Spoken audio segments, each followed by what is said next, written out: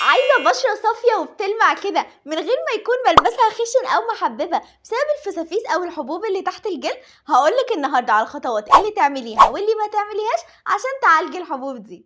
بس الأول عايزاكي تعملي سبسكرايب عشان تنضمي لعيلتنا. بصي، لو عرفتي هي بتتكون ليه أصلا هتفهمي اللعبة ومش هتطلعلك تاني. الحبوب دي بتضرك لما خلايا الجلد الميتة ما بتتشالش من على السطح، والزيوت والإفرازات الدهنية اللي طبيعي جدا بشرتك بتطلعها تتجمع معاها، فكل ده بيتكعبل مع بعض وتسد المسام وتطلع لك الحبوب بالمنظر ده.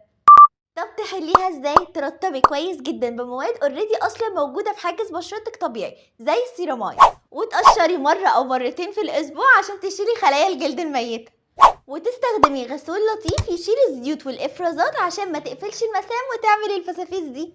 طب ايه بقى التريكات اللي لو عملتيها عمرها ما هتطلع لك تاني وهتختفي؟ اول حاجه غسول لطيف زي ديرما ايل هيالو او نود او ايلاتوزيان او سكاي كور. بس الغسول هتستخدميه بالطريقه الصح، هتبلي ايدك وبشرتك بميه وهتاخدي ضغطه واحده بس من الغسول وتبداي تحركيه بحركات دائريه على بشرتك لمده 60 ثانيه وبعدين هتشطفيه. الخطوه دي زي ما قلتلك قبل كده هتنضف بشرتك من الزيوت من غير ما تقفل المسام وتعمل لك الفسافيس دي. بس لما تيجي تنشفي بشرتك ما تنشفيهاش قوي بحيث انك تسيبي فيها شويه ميه عشان السيرم اللي هتستخدميه بعد كده يتشرب على طول.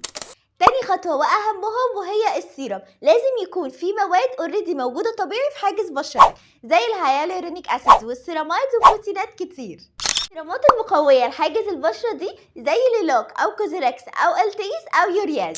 السيرامات دي بقى هترطب بشرتك كويس جدا، فبشرتك مش هتضطر تطلع كل الزيوت والإفرازات الكتيرة دي فتقفل المسام وتعمل لك الفسافيس دي. وطبعا السان سكرين بتاعك زي ميلاتايم الاورنج او سكانفا، ولو بشرتك حساسه هاتي ليلاك فلويد. تالت خطوه بقى وهي التقشير، سيرامات زي ديرماتان او زي اوردينري. بعد ما تعملي اختبار الحساسيه لسيرامات التقشير دي هتستخدميها مره لمرتين في الاسبوع، ولازم ترطبي بعدين بالسيرم.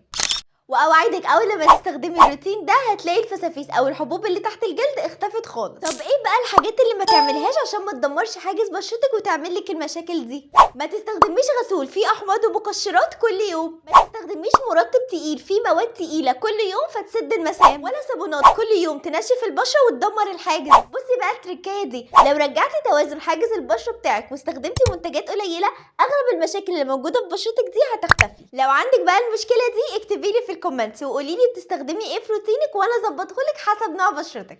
متنسيش السبسكرايب وتفعلي الجرس عشان توصلك كل الفيديوهات الجديده. اشوفكم الفيديو الجاي.